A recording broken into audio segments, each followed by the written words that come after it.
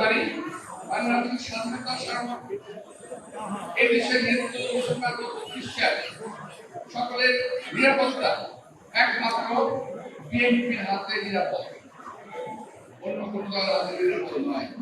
এটা এখন আমার পেয়েছেন আর পাবেন। আমি আবার বলি